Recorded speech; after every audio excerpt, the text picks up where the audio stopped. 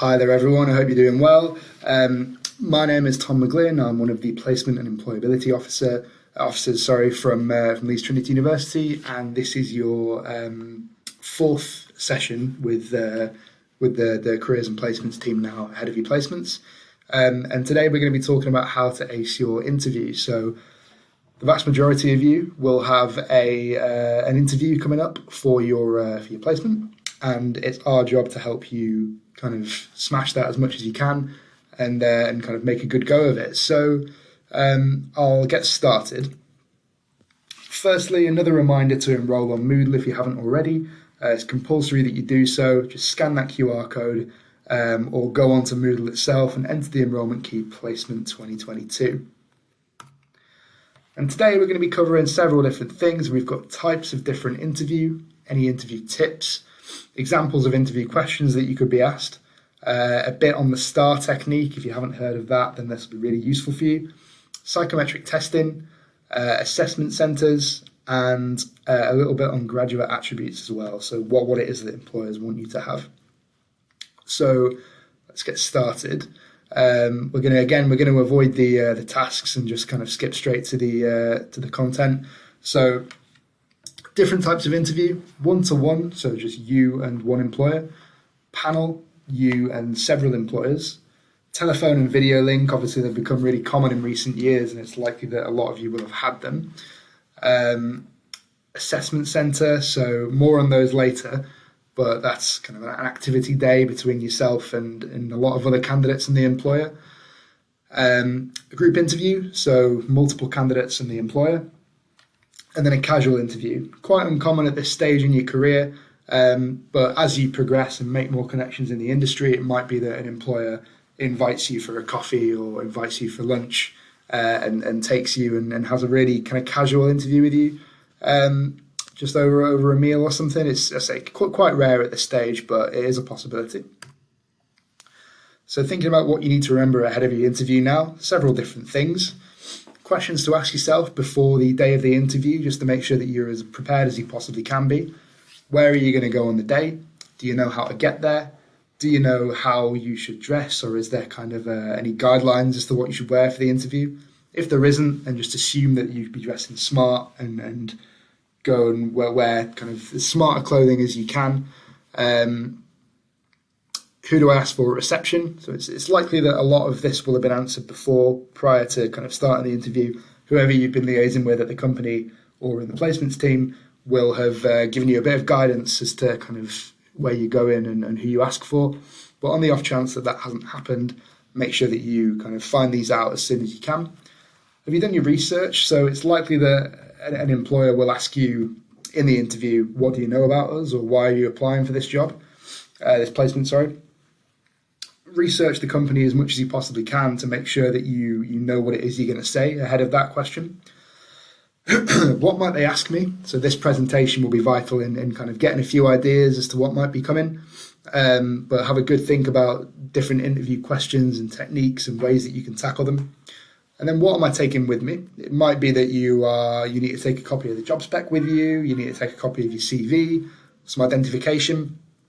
Just have a good think about each of these before you go in and make sure that you've got it right before you interview. So thinking about confidence now and ways you can boost it. Unfortunately, confidence is something that we know a lot of people do struggle with. We all do. You know, an interview is difficult. It's intentionally putting you in a stressful situation to see how you handle it. So here are some ways that you can boost your confidence ahead of going in to that interview, just to make sure that you're in as good a place as you possibly can be for interviewing. So practice your interview technique or your professional attitude. Now that can be done either independently or with others. So friends and family, people at home, kind of connections that you've got, people in the careers and placements team even. Read up on your sector or industry. So as much knowledge as you possibly can is going to help you out massively. So reading up on the realities of working in your chosen sector, or what a typical person in your position might go through on a day-to-day basis is really, really important. On a kind of a personal level, remember your successes in the past. So maybe you've done something that you are immensely proud of.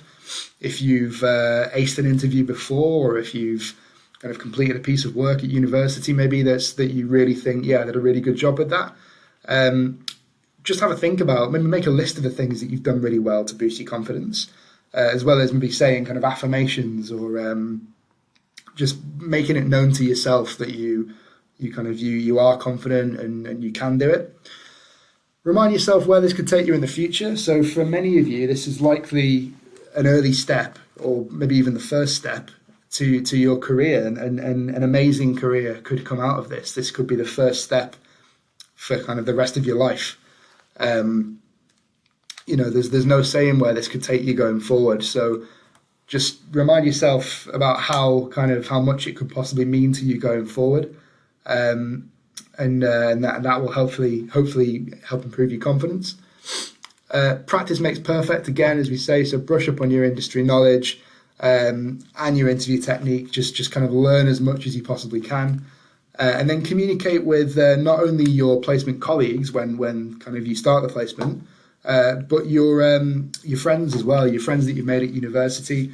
You're all in the same boat. You're all going to be doing a placement at level 5. So, kind of help each other out, talk to each other, take the pressure off each other. A problem shared is a problem halved. You might have heard that saying before. So if you are at all worried, have a chat with your kind of the people around you and see what they think, because they might be feeling the same thing. So when it comes to interview questions, there are 2 main types. You might have heard these phrases before, and they are pretty self-explanatory. So you've got personal questions and competency questions. So as a personal question would suggest, these are all about you, your work history, your knowledge, kind of what you've done in the past and what you might want to do going forward. So testing you on company knowledge, or kind of work history mainly. Whereas a competency question is a question that will test whether or not you've got the right skills and qualities to succeed in a given role. So these will typically be on skills that they've asked for on the job spec. So pay attention to the skills that they are asking for, because it's going to be massively important going forward to take those on board and think about how you might have them. So examples of personal questions. I'm sure you've all been asked some of these before. Most common one by far is, can you please tell me about yourself? Now they're going to be wanting an insight not only into your work history there, but also your personality. So a good way to structure a question like that might be to say, so I'm currently a student studying this course at Leeds Trinity. I am currently working here, or in the past I've worked here. My main interests in this area are this, and this. And in my spare time, I like to do this and this. So what motivates you?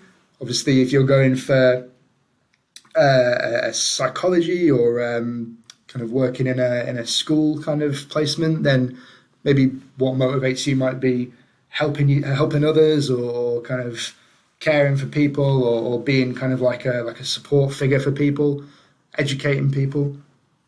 Whereas if you're going maybe for one in the media or in journalism, business or English, for example, it could be that you like to kind of see a project through to completion, or you're motivated by project-based work. It very, very much varies from job to job.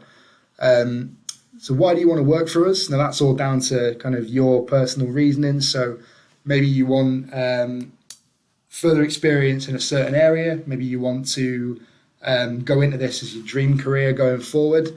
Maybe you want to gain more knowledge, or maybe it's just to improve on a certain skill or quality. Why did you leave your last job? Now, it's important to be honest here. They will appreciate honesty, but speak as positively about your previous job as you possibly can. They're going to want somebody who's upbeat and kind of enthusiastic, and not somebody who kind of speaks in a very negative light about previous work. What can you tell me about your work history? Again, honesty is key. Talk them through your work history step by step. What do you know about this company, and what do you think this job will involve? They'll show that you've done your research. So the first question, in having a look at what the company actually do, maybe looking at their social media or any recent news surrounding them. And what do you think this job will involve? We'll make sure that you've read the job spec. Maybe quote a few responsibilities from the job spec and give your personal understanding of what you might be doing on a day-to-day basis. Examples of competency questions now. Now, you will find that they follow a very kind of similar structure. So just run through them. Can you give me an example of a time you've had to communicate with your team to achieve a goal? What can you tell me about your organizational skills? Could you give me an example of a time you've had to work as part of a team to overcome a challenge? And describe a time where you've had to work under pressure. So they're all testing whether or not you can do a particular skill or have a particular quality. And the STAR method, as I mentioned at the start, and I've touched on it in the previous video in CVs as well. The STAR method is a great way of tackling those tricky competency questions that you might not be able to instantly formulate a kind of a plan for. So STAR, STAR, each letter represents a section of your answer, and that will be situation, task, action, result. So I'll talk you through an example. It's pretty universal for kind of all courses, all types of placement. Let's say that the employer asks you in an interview, can you think of a time you've had to work under pressure? So using the STAR method, this is what a good response to the question might look like. So S, situation, so where were you? I was working in retail over the Christmas holidays at a busy time of year. T, task, what was the problem that you had to overcome? Several members of staff were absent and the customers were growing impatient that the queue was long. A, action, what did you do to overcome that problem? So calmly, I explained the situation to the customers. I was able to devise a plan to work through the queue efficiently with the present staff. And then R, result. So as a result of you using that skill, what was the outcome? The customers were satisfied and a potentially difficult situation was resolved. So this will just act as a really useful kind of template or plan to answer these questions. So what we recommend is maybe making a list of the questions that you think you could be asked based on the skills that are on the job spec, and writing out an example like this for each one, just so you're not kind of caught off guard when a question pops up that you weren't expecting in the interview. So psychometric testing, you might have heard the phrase before. It can sound scary, but it is becoming more and more common. Maybe some of you have taken part in it already, but this is what a psychometric test is. So typically it's a personality test, can be done online or in person, that challenges your aptitude for the role you're applying for. You'll find that in a lot of big companies who offer part-time roles in, say, retail or food service, they tend to have psychometric tests, which can be quite intense. But it's just as likely that if you're going for a placement in a big company, that you might be faced with one as well. So they are becoming more and more common. There may be some kind of unconventional or trick questions, but largely it would be a case of saying, what would you do in this situation, or what would you do here? And it could be multiple choice. Typically they are, and they may or may not be related to the job. There's several psychometric tests that are available online. It's worth just having a Google and seeing if you can get onto some example ones. They are on there. If you just Google psychometric test examples or psychometric test, a copy of a psychometric test, you might be able to, or you will be able to get on there and have a look and see if you can complete them. Just something to be wary of and keep in mind that it may come up, especially if you're going for a placement in a large company. But the underlying message really is, don't worry if something goes wrong. We all make mistakes. We've all made interview mistakes before. I know I have. It's perfectly normal to feel kind of concerned or disappointed if the interview doesn't go to plan after it. But don't worry. It is natural. You're only human. Just leave yourself plenty of time when you find a placement, and you won't have to get everything sorted last minute. As I said in the previous video, you're all in the same boat and you'll all have kind of the same concerns. So communicate with each other to make things easier. Look for placements together, apply for them at the same time, maybe book in some time each week to look for your respective placements. And and just kind of remind yourself that you've got time, hopefully. But yeah, start now, start early. Once you've had your kind of your delivery, and you won't leave yourself disappointed in the future. So usually at this point we would ask you if you had any main concerns in the lectures, but since this is online, make note of these email addresses.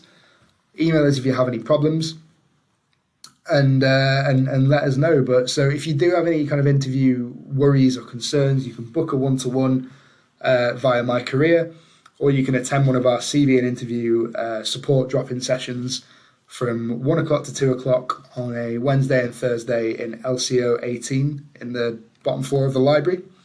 But yeah, keep